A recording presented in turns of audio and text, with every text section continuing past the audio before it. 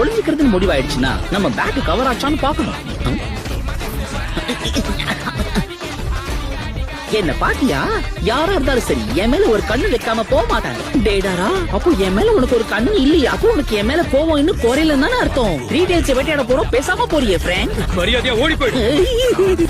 டேடாரா, நீ இப்படியே உருன்னு போனா அப்புறம் நான் நிஜமா இங்க இருந்து போயிடுவேன். எனக்கு வேற வழியே இல்லை. இப்ப நான் என்ன பண்ணுவேன்? சரி, அந்த 3 days தனியாவே தேடுவோம்.